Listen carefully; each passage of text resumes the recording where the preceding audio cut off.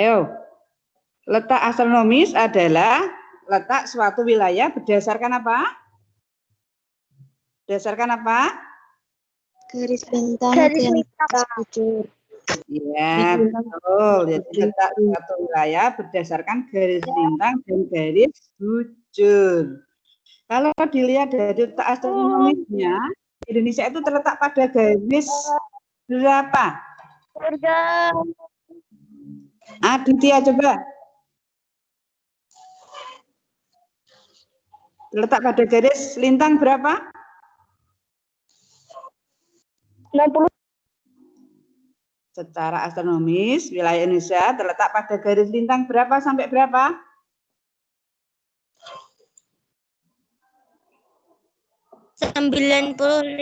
derajat barat timur sampai 140 derajat 141 derajat barat timur dan 6 derajat LU sampai 11 derajat LS. Ya, kalau ditanya garis lintang, berarti jawabannya yang 6 derajat lintang utara sampai dengan 11 derajat lintang selatan. Kalau ditanya garis bujur, yaitu terletak pada 95 derajat bujur timur, bukan barat timur ya, bujur timur sampai 141 bujur timur. Ya. Letak geologis, secara geologis wilayah Indonesia terletak di antara apa dan apa? Secara geografis. Geologis, Indonesia terletak di antara apa dan apa? Ya, terletak apa dan apa? Di Secara antara? geologis, Indonesia terletak di antara apa dan apa? Nah, ya jawabnya apa? Di antara dua benua dan benua dan dua benua dan dua samudra. dua benua dan dua samudra, yaitu benua apa? Benua Asia dan Australia. Ya, benua Asia dan Australia. Dan di antara dua samudra yaitu Samudra Pasifik dan India. ya, samudra Pasifik dan samudra Hindia. Ya, untuk kali ini kita akan melanjutkan. Kalau minggu yang lalu kita sudah membahas mengenai letak Indonesia, letak geografis, letak ekonomis, letak geologis. Sekarang kita akan membahas mengenai luas Indonesia. Ya, bentar ya, saya akan menyampaikan materinya.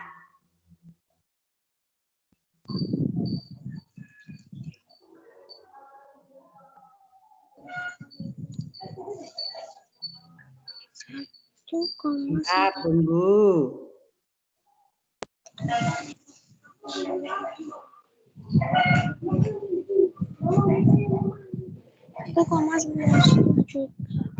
Bisa kalian lihat ini tayangan dari saya? Belum, Bu. Belum, Bu. Belum, Bu.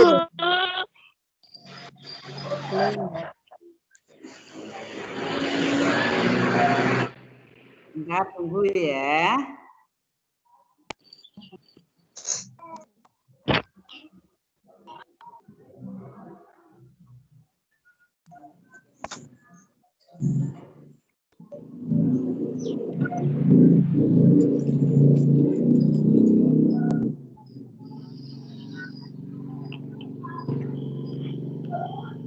Bagaimana sekarang? Sudah kelihatan?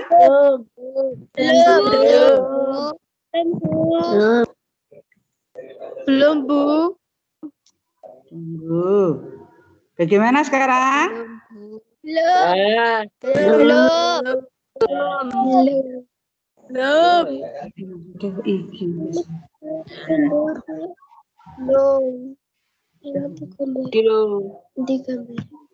Ayo, bagaimana? Sudah apa belum?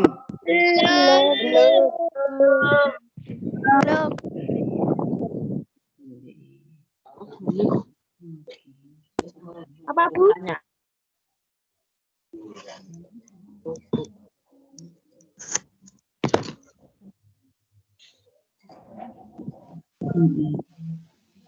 Bentar ya.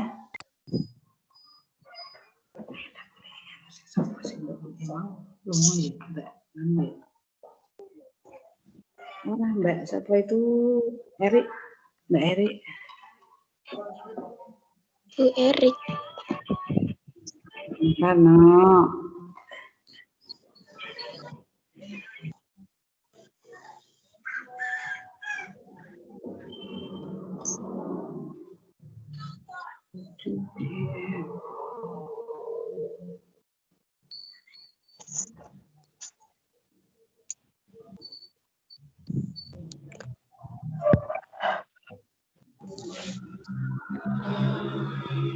loh, ini tautan sudah terkirim loh.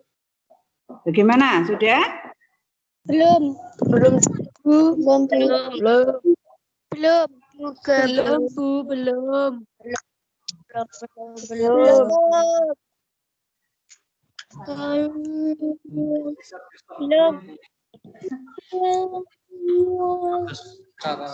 Berarti ini ditutup dulu. Ya, nyarinya di mana ini? Desktopnya ini. Oh, ini kita PowerPoint di nganu ya? Iya, di sini. Di Teams ya? Berarti ini bisa langsung. Oh iya, burung ini. Yang ini. Ya, yang itu. Dan namanya ini, Bu?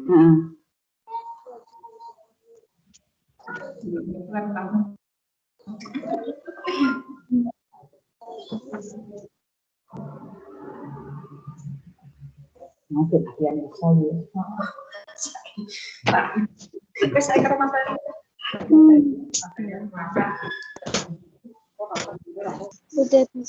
Sinyalnya agak lari-lari nih, bentar ya.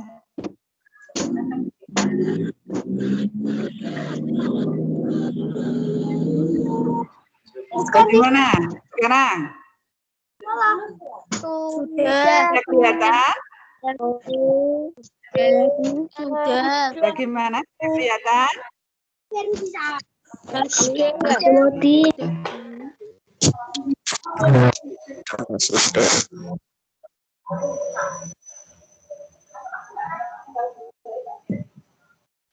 Bagaimana?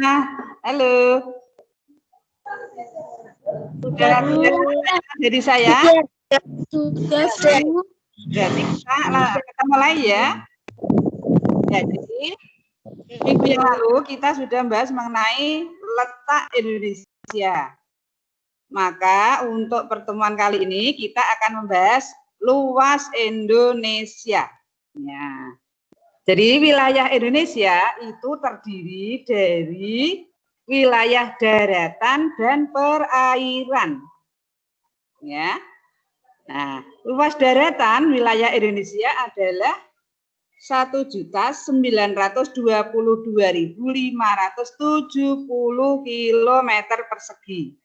Sedangkan luas perairan yaitu 3.257.483 km persegi. Jadi luas seluruh wilayah Indonesia itu kita tambahkan luas daratan ditambah perairan yaitu 5.180.053 km persegi. Ya, itu luas seluruhnya baik daratan maupun perairan. Sedangkan wilayah daratan di Indonesia itu terdiri dari banyak pulau. Ya, ada pulau besar dan ada pulau yang kecil. Ya, pulau besar itu ada 5, yaitu Pulau Sumatera, Pulau Jawa, Pulau Kalimantan, Pulau Sulawesi dan Pulau Papua. Ya, sedangkan pulau-pulau kecil yang ada di Indonesia itu ada berjumlah 17.499 pulau kecil. Jadi kalau kita jumlahkan pulau di Indonesia itu ada 17.504 pulau. Ya, jadi jumlah pulau ini ada yang besar, ada yang kecil. Kalau yang besar kita tahu, ya, tadi ada 5. Ya, berikutnya. Nah, ini adalah gambar peta wilayah Indonesia. Dengan gambar ini kamu akan menjadi lebih jelas. Ya. Warna hijau adalah wilayah daratan. Ya, jadi wilayah daratan Indonesia itu yang berwarna hijau ini. Sedangkan wilayah yang perairan yaitu yang berwarna biru. Ya, kamu lihat itu wilayah Indonesia itu dibatasi oleh garis merah. Ya, garis merah itu adalah batas laut teritorial. Sedangkan garis putus-putus adalah batas landas. Ya. Nah, jadi wilayah Indonesia itu yang terlihat di situ ada dilingkari oleh garis merah, ya, yang putus-putus itu.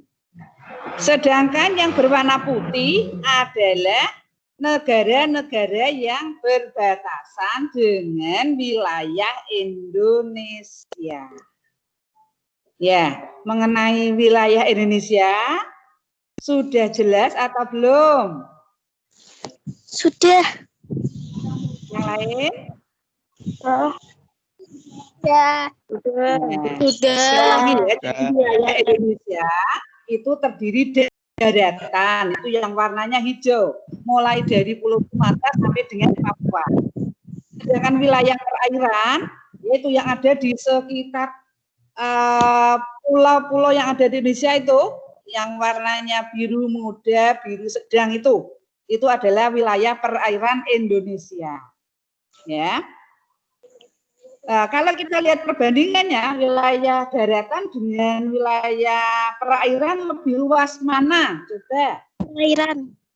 Ya, luas perairan Indonesia itu lebih luas, ya, dari luas daratan. Jadi 2/3 wilayah Indonesia itu berupa perairan. Sepertiganya berupa daratan. Ya, tadi saya katakan bahwa daratan wilayah Indonesia itu terdiri dari banyak pulau. Ya, terdiri dari banyak pulau. Maka Indonesia disebut negara kepulauan. Karena Indonesia memiliki banyak pulau. Nah, 5 diantaranya tadi adalah ini pulau-pulau besar itu, Sumatera, Jawa, Kalimantan, Sulawesi, dan Papua. Selebihnya adalah pulau-pulau kecil. Nah, karena wilayah Indonesia 2/3-nya, sebagian besarnya adalah berupa lautan, berupa perairan, maka Indonesia juga dikenal dengan nama negara maritim. Nah, ya, karena memiliki wilayah perairan yang lebih luas, ya, dibandingkan wilayah daratannya. Oke ya, sudah jelas ya? Sudah. Lanjut. Sudah. Ya, sekarang batas wilayah Indonesia. Ya, batas wilayah Indonesia. Wilayah Indonesia itu berbatasan langsung, ya, dengan daratan negara Malaysia, Papua Nugini, dan Timor Leste. Ya, saya kembali ke gambar tadi. Nih, wilayah Indonesia berbatasan langsung. Yang langsung itu berarti yang gandeng. Lihat, ya, ini Pulau Kalimantan. Ya, Pulau Kalimantan ini berbatasan langsung dengan negara mana? Jadi, berbatasan langsung daratannya dengan Malaysia.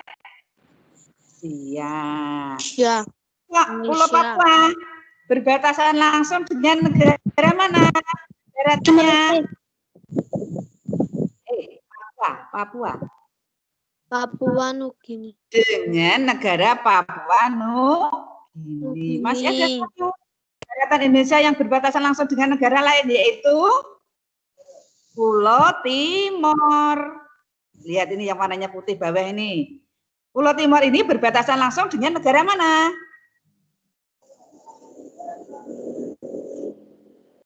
Timor Leste, yang dulu Timor itu sekarang ya menjadi negara Timor Leste.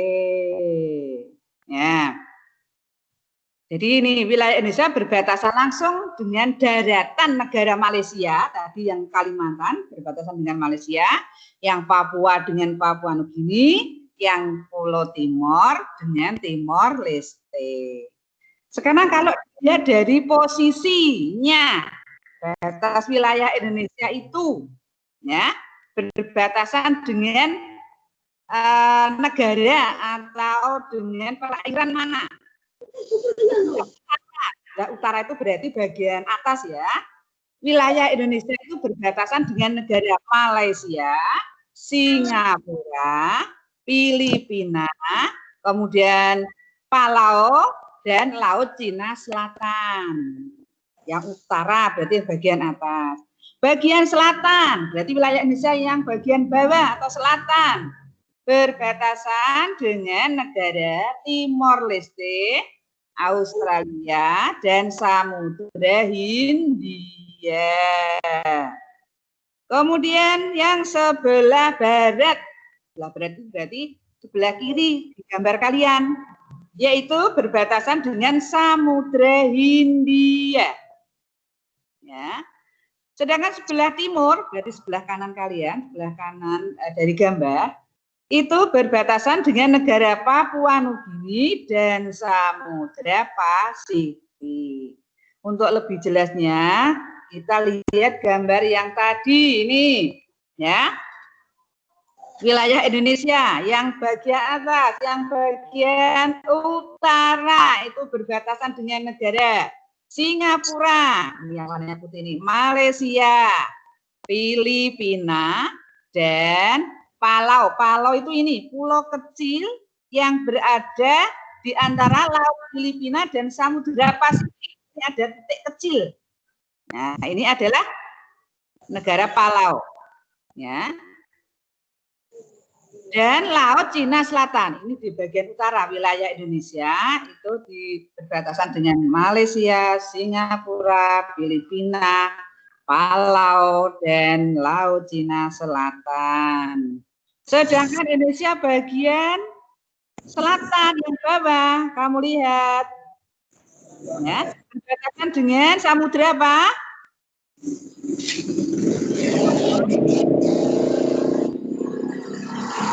Wilayah Indonesia bagian selatan, bagian bawah. Berbatasan dengan samudra apa? Samudra India. Iya, Samudra India. Dengan negara mana? Ada dua negara yang berbatasan. Australia. Australia dan Timor Leste. Timor Leste, bagus. Ya, sekarang kita ke yang barat. Barat itu berarti di sekitar Sumatera ini. Indonesia dibatasi samudra apa? Samudra Hindia. Jadi samudra itu sangat luas, yaitu mengelilingi Indonesia mulai dari selatan sampai dengan barat. Ya. Sekarang kita ke Indonesia Timur. Nah, ini berbatasan dengan negara mana? Sebelah kanan kalian, sebelah kanan Papua. Berbatasan dengan negara Papua Nugini. Papua Nugini dan Samudra Pasifik. Samudra Pasifik. Ya. Ya, jadi Samudra Pasifik itu juga luas, ya. Mulai dari ini atas Pulau Papua sampai sebelah kanan dari Pulau Papua. Ya, mengenai batas wilayah sudah jelas. Mengenai batas wilayah sudah jelas. Yes. Iya, jadi ada batas wilayah utara, ada selatan, ada batas dengan barat, ada batas timur. Oke, kita lanjut. Kalau sudah jelas. Ya. Mengenai luas dan batas negara sudah. Sekarang kita akan lanjut ke potensi sumber daya di Indonesia. Ya. Potensi sumber daya di Indonesia. Potensi sumber daya di Indonesia itu dibedakan menjadi dua. yaitu potensi sumber daya alam Indonesia dan potensi kemaritiman Indonesia. Ya, nanti dua yang akan kita bahas sumber daya itu sumber daya alam dan sumber kemaritiman. Ya, sumber daya alam. Sumber daya alam itu ada dua. Ada yang dapat diperbarui dan ada yang tidak dapat diperbarui. Ya, yang dapat diperbarui itu diantaranya adalah hutan, merupakan sumber daya alam yang bisa diperbarui. Ya, kemudian tumbuh-tumbuhan, kemudian hewan. Ya, sumber daya alam yang tidak bisa diperbarui adalah bahan-bahan tambang. Ya, seperti gas bumi, ya, minyak bumi, nikel, tembaga, perak dan lain-lainnya. Ya.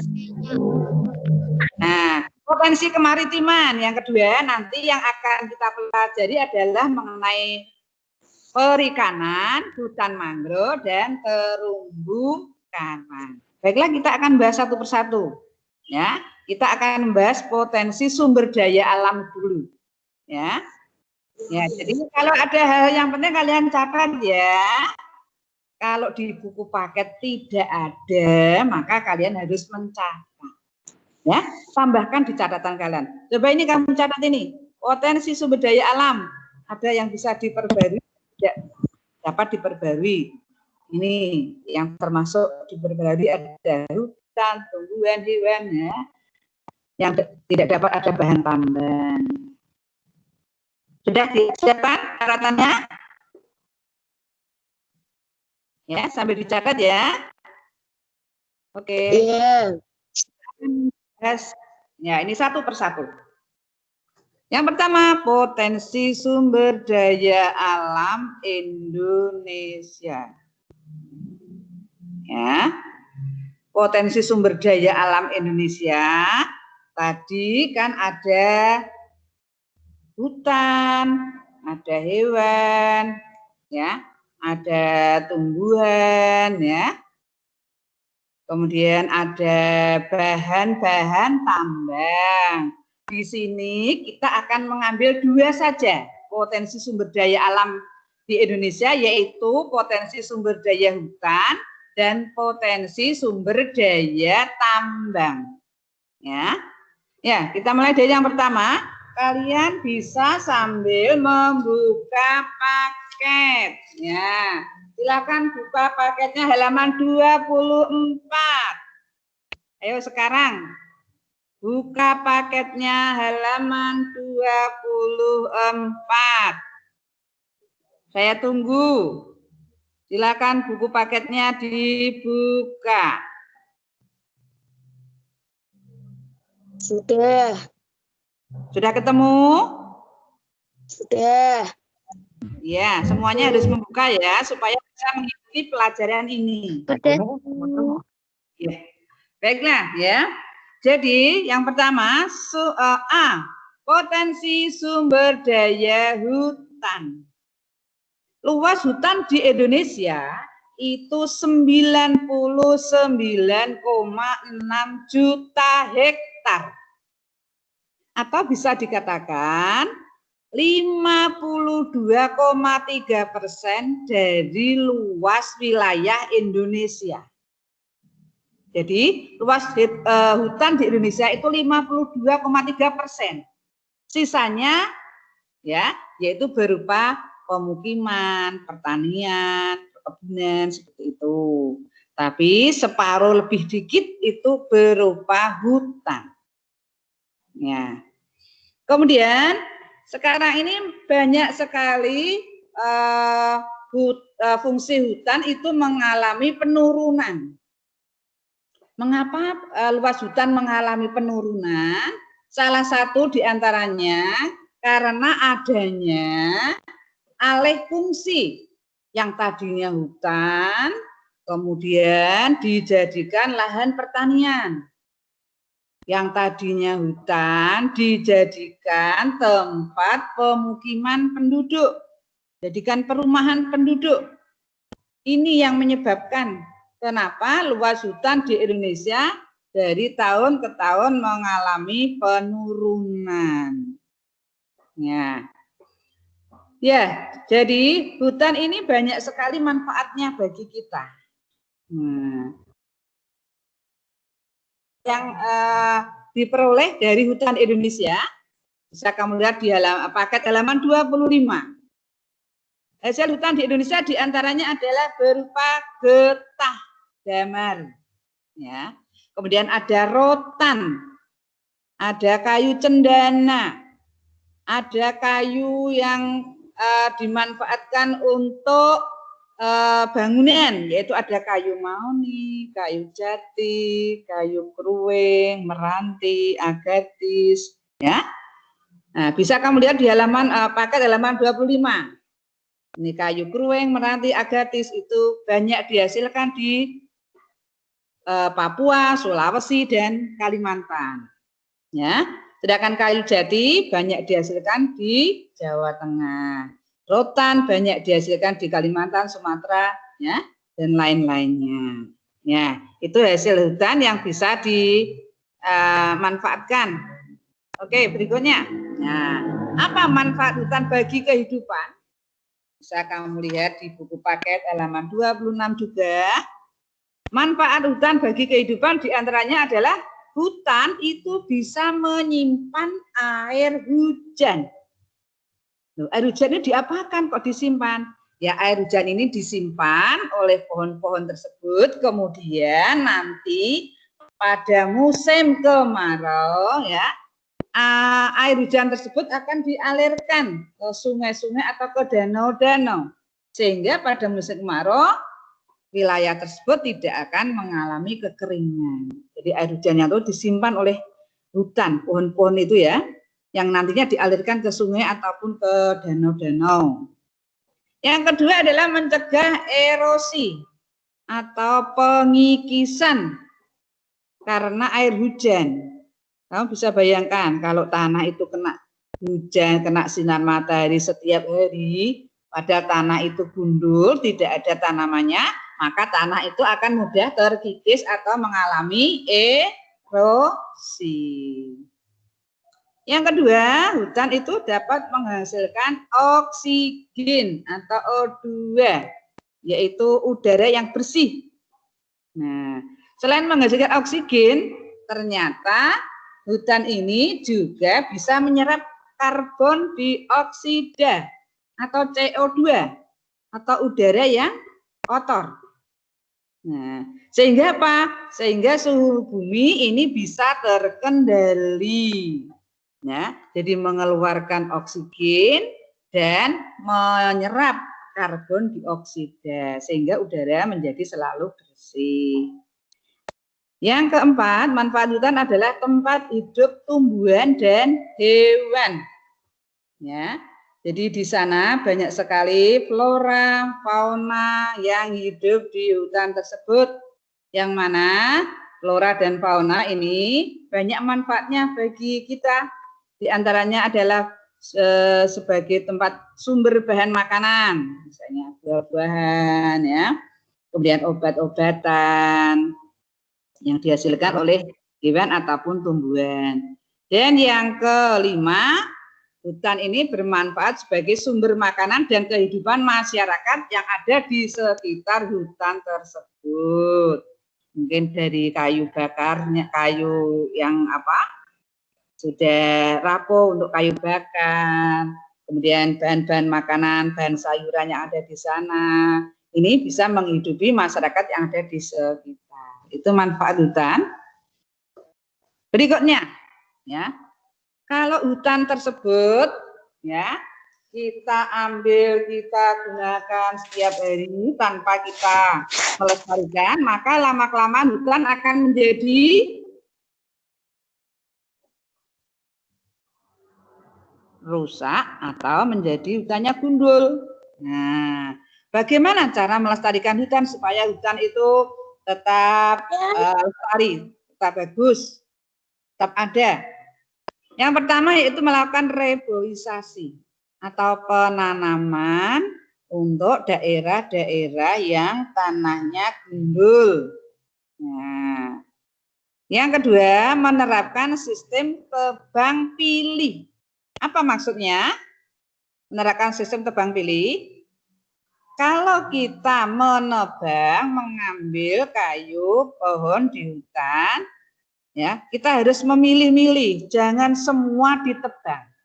Kita ambil yang mungkin pohonnya itu sudah tua, sudah rapuh. Atau kita pilih yang sudah besar, yang sudah tua, sehingga bisa kita manfaatkan kayunya untuk bangunan. Ya, jangan menebang yang masih kecil. Ya, jangan sembarangan menebangnya. Semua ditebang, akibatnya nanti hutan akan menjadi habis. Yang ketiga, menerapkan sistem tebang tanam. Ya, kalau kita menebang kayu di hutan, maka harus diikuti dengan menanam. Ya, kalau kita menebang terus tanpa menanam, lama-kelamaan ya pohon di hutan akan menjadi habis. Jadi kalau kita menebang, diikuti dengan menanam. Menebang, menanam, sehingga hutan tidak akan gundul, tidak akan habis karena sudah tumbuh tanaman yang baru. Berikutnya, tidak merusak dan membuang sampah di hutan. Jadi misalnya tadi dengan mencoret-coret pohon yang ada di sana, ya, atau tadi memangkas, memotong sembarangan, membuang sampah, ya, yang akan bisa mengganggu. Nah, berikutnya memberikan sanksi bagi penebang liar.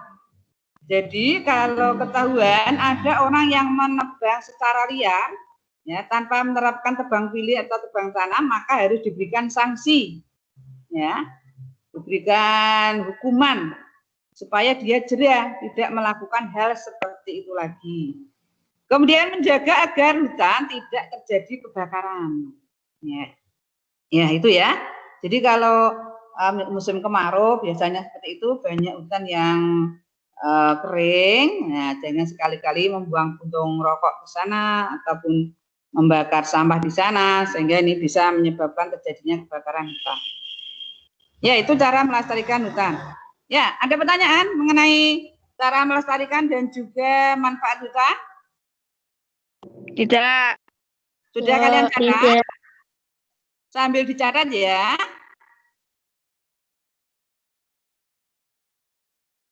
Oke. Ya, jadi jangan lupa dicatat. Berikutnya, potensi sumber daya tambang. Nah, yang tadi ada sumber daya alam, sekarang potensi sumber daya tambang. Potensi sumber daya tambang di Indonesia itu banyak jenisnya. Ada minyak bumi, gas alam, batu bara, pasir besi, emas, tembaga, nikel, dan lain-lainnya. Kamu bisa buka paket, ya. Itu ada di halaman 28. Nah, ini di sini banyak sekali sumber daya tambang yang dihasilkan di Indonesia. Nah, coba ini berikutnya. Nah, ini saya punya gambar peta persebaran bahan tambang di Indonesia. Ini adalah wilayah Indonesia yang menghasilkan banyak bahan tambang, ya. Nah, di sini ada keterangannya, bisa kamu lihat, ya. Ini kode atau gambar untuk biji besi, emas, fosfat, batu bara, bauksit, dan seterusnya. Ini adalah persebarannya di wilayah Indonesia seperti ini. Ya. Oke, berikutnya. Potensi kemaritiman Indonesia. Nah, jadi yang kedua ini, yang pertama adalah potensi sumber daya, ya, alam. Ini potensi kemaritiman. Yang pertama adalah perikanan. Luas laut Indonesia, tadi sudah dikatakan, perairan Indonesia 2/3 dari wilayah Indonesia. Yang sepertiga adalah daratan, yang 2/3 adalah berupa perairan. Laut Indonesia memiliki potensi lestari yang besar, yaitu 6,4 juta ton per tahun. Jumlah tangkapan yang diperbolehkan adalah 5,12 juta ton per tahun. Jadi Indonesia itu memiliki potensi lestari 6,4 juta ton per tahun. Ya, berarti wilayah para Indonesia itu banyak sekali sumber daya yang bisa kita manfaatkan ya, yang berupa ikan ya, berupa terumbu karang, hutan mangrove dan sebagainya itu. Berikutnya, wilayah Indonesia bagian barat ya, dengan wilayah Indonesia bagian timur itu jenis ikannya berbeda. Ya. Wilayah Indonesia bagian barat itu ikannya itu ikan-ikan kecil, ikan teri, kembung, layang, selar. Sedangkan wilayah Indonesia bagian timur, jenis ikan yang dihasilkan ikannya adalah ikan-ikan besar. Ya, ada ikan tuna, ikan cakalang, ikan tongkol, ikan tenggiri dan lain-lain. Berikutnya yang kedua hutan mangrove. Kalau tadi perikanan, sekarang hutan mangrove. Hutan mangrove itu seperti ini. Nah, ini adalah hutan mangrove. Ya. Biasanya ini ada di tepi pantai. Nah, fungsi hutan mangrove itu ada dua, fungsi ekologis dan fungsi ekonomis. Fungsi ekonomis itu sebagai tempat wisata. Jadi kita bisa ke sana untuk berwisata. Ya. Kemudian hasil kayunya dapat digunakan kayu bakar, kerajinan, tas, bahan arang dan sebagainya. Kemudian ikan, udang, ya, kerang dan sebagainya ini bisa dimanfaatkan penduduk sekitar ya, sebagai bahan makanan. Fungsi ekologis hutan mangrove yaitu tempat berlindung binatang-binatang laut, ya ikan, udang, kerang dan sebagainya tadi. Ya. Berikutnya yaitu tempat untuk mencari makan binatang-binatang laut tersebut dan juga tempat berkembang biak binatang-binatang laut tersebut ya. Itu fungsi ekologisnya dan fungsi ekonomis. Ini tadi contoh hutan mangrove kalau kamu mau tahu. Berikutnya terumbu karang. Nah, terumbu karang itu nah ini contohnya. Ini adalah contoh gambar terumbu karang yang ada di wilayah Indonesia. Nah, apa manfaat terumbu karang? Yaitu satu, sebagai objek wisata bahari, wisata air. Sebagai bahan dasar obat dan kosmetik. Sebagai pendukung mata pencarian penduduk yang ada di pesisir. Sebagai pelindung pantai dari ombak yang besar. Yang berikutnya, untuk mengurangi dampak pemanasan global. Dan yang terakhir sebagai penunjang ekosistem laut. Ya, itu pertemuan kita untuk kali ini. Ada yang mau ditanyakan? Tidak. Ada yang mau ditanyakan? Tidak. Tidak. Oke. Ya, jadi perlu saya kasih tahu untuk pertemuan minggu depan saya akan mengadakan ulangan. Ya. Ulangan, bahannya apa? Materinya apa? Nanti akan saya share di grup WA kelas 7 DEF. Ya, materinya. Tapi kami ingat kalian untuk minggu depan saya akan mengadakan ulangan. Ya, persiapkan kalian. Oke. Gitu ya. Kasih tautan grup kelas IPS, Bu. Oh ya, nanti ya. Tidak di sini tapi di grup ya. Ya. Ya, yuk kita kembali ke materi tadi. Ya. Ya, jadi jelas ya, minggu depan ya. Saya akan mengadakan ulangan.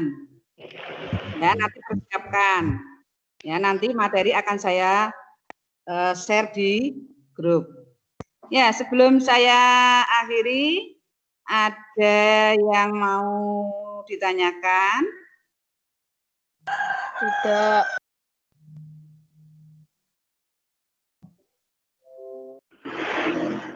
Tidak ada? Kalau tidak ada, berarti pertemuan kali ini saya akhiri. Ya. Dengan berdoa kembali ya.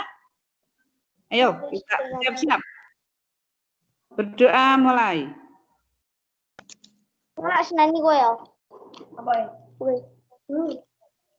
Berdoa selesai.